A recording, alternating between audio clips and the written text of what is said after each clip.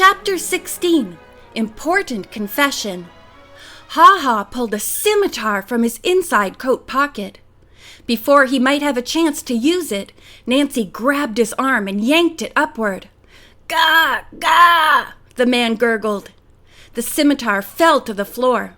Then, to Nancy's horror, Ha-Ha collapsed.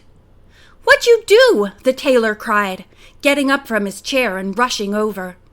Nancy tried to explain that she was afraid Ha-Ha was going to stab her, but Mr. Anthony did not seem to understand. By this time, Nancy had laid Ha-Ha flat on his back. Nancy tried to resuscitate him, but realized that the victim probably needed oxygen. "Do you have a phone?" she asked the tailor. "No." "I'll be back," Nancy said. "Do not move him." Alarmed, she raced to a street telephone booth and called for the police ambulance. It arrived quickly. A doctor and an officer hurried into the tailor shop. Nancy recognized the latter as one of the two policemen who were going to hunt down the person that had thrown the stone at her father's car. After a quick examination, the doctor called for a pulmotor. As the officer administered oxygen, the physician gave the old man a heart massage. While the men were working, Nancy picked up the scimitar. It was a duplicate of the one which had nearly injured Ned. All this while, the little tailor had been pacing back and forth, wringing his hands and evidently praying. He stopped when he saw Nancy gazing at the scimitar. He looked at it too. "His?" he asked, pointing toward Ha-Ha. "I think not," Nancy replied. "There is a name on here. It is Aslanapa." The tailor shook his head. "I not know him." Nancy decided that whoever had planted the scimitar in the prayer rug had made sure there was no mark of identification on the weapon. She wondered if Aslanapa was the name of the maker, or possibly of the burglar. She would just have to wait until Ha-Ha revived and ask him. When he did regain consciousness, the old man was too weak to talk. The physician ordered that he be taken to the hospital at once, so Nancy had no chance to question him. While Ha-Ha was being placed in the ambulance, the officer turned to Nancy. "Miss Drew, we meet again. I'm sorry I haven't any news for you.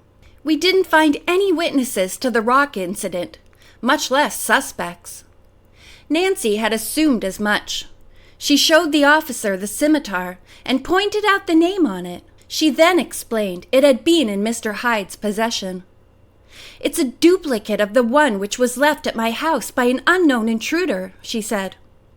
"Chief McGinnis has every man on the alert. We'll get him," the officer assured her. He made some notes in his report book. Then the ambulance went off, its siren shrieking. Nancy went home, thinking this certainly had been an eventful day. She hoped Ha-Ha would be all right. Nancy found Hannah getting Mr. Drew's clothes ready for the trip. She told her what had happened. The housekeeper looked concerned, but then smiled. "I presume you'll keep on having adventures up till the moment you get on the plane. I suggest that you start thinking about your own wardrobe. Are you going to pack the rug too?" Nancy shook her head. "No, it'll take up too much room." Nancy was just entering her bedroom when the telephone rang. She answered it in her father's study. The hospital was calling and had a message for her from Mr. Hyde. "He's much better," the nurse reported, "and the doctor said he might have visitors. Mr. Hyde insists he must see you at once. He has something very important to tell you." "I'll be right down," Nancy replied. The hospital had put Mr. Hyde in a room with 3 other men.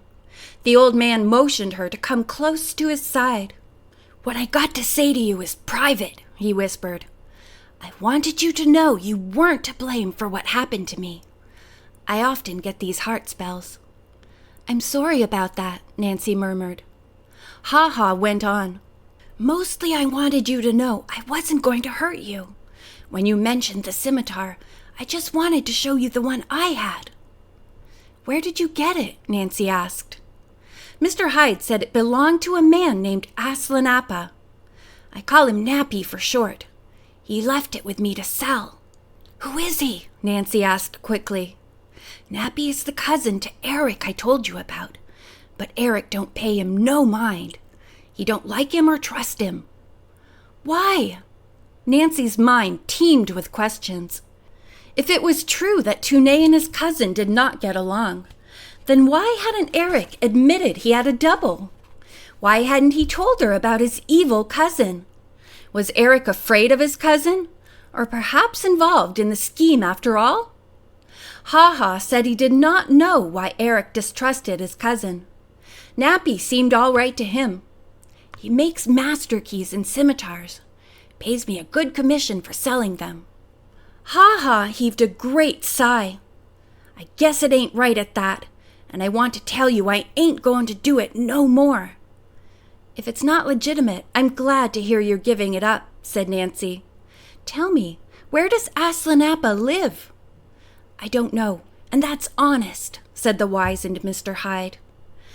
"Then," Nancy told him, "he carried on his business with you away from his house?" "That's right.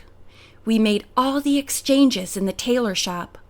Fortunately, Tony don't understand English much, so we could say anything we wanted to, and he never suspected anything." Nancy asked him how he got the names of people who wanted to buy master keys. Ha-Ha took a long time before answering. "I got quite a few friends in the underworld," he finally answered. "I expect they'll be mighty upset when they find out I'm not going to deal those fancy keys no more." Nancy thought, and a lot of other people, including the police, will be glad to know it. Ha-Ha went on to say that Nancy was probably wondering why he was telling her all this. The reason was that he had a good scare a while ago, and it had taught him a lesson. "I could have died," he said, "and I'd hate to have what I've been telling you on my mind. I might even tell the police," he finished. Nancy could see that the old man was getting tired, but before she had to leave him, she wanted to find out the answer to one more question. "Mr. Hyde, once when I asked you about the mannequin in Farouk Tahmasp's window, you laughed at me." "Yep, I did, but I wasn't laughing at you. I was recollecting about Farouk and that wax figure, or whatever it was, of a girl he had in his window. The way he used to treat her! I could almost believe he was in love with that dummy." "What made you think so?" Nancy asked, surprised. Ha-Ha grinned. "Why, sometimes when he thought nobody on the street was looking, he'd reach in the window and pat that thing and stroke her head. Once I even saw him kiss her cheek." Nancy burst into laughter. Then she became serious again. "Have you any idea where Farouk put the mannequin when he left?" Ha-Ha looked surprised. "You think he left her behind? No, siree. He thought too much of that Turkish mannequin. I'm sure he took her along." Just then a nurse came in and said that the visiting period was up. Nancy said goodbye to the old man and wished him a speedy recovery. Her next stop was River Heights Police Headquarters. "Why, Nancy, what a pleasant surprise," Chief McGinnis greeted her. Briefly, she related what Ha-Ha Hyde had told her regarding the burglar and scimitar incident at her house. "I'm afraid I was a bit hasty thinking Mr. Hyde would harm me," she added. "Can't be too careful in your kind of work," the chief replied. When she reached home, Nancy went at once to her bedroom to do some packing. Hannah was already there. "I thought I'd give you some help," she said. The housekeeper listened in amazement to the story of Ha-Ha's confession. All the time Nancy was talking, she was pulling articles for the trip from her bureau drawers. Suddenly, Togo began to bark wildly in the front hall. "Somebody must be on the porch," said Hannah. "But I didn't hear the bell ring." "Maybe the bell is out of order," Nancy suggested. "I'll go down and see who it is." As she reached the foot of the steps, Togo was jumping up against the door, whining and barking frantically. Nancy opened the front door. At once, Togo dashed outside and sprang at a huge Belgian shepherd dog. "Oh, Togo will be torn to bits," Nancy thought frantically and rushed out. To her utter astonishment, the big dog snarled at Togo but did not attack him. Instead, he glared balefully at Nancy, then jumped on the girl and knocked her down. She tried to get up, but he bowled her over again. This time she landed face down. He planted his huge front paws on her back and with all his weight held her there. In vain, Nancy tried to rise, but the muscular animal was too strong for her. Now he began to growl. Any moment he might sink his teeth into her. "Help!" Nancy cried out. End of chapter 16.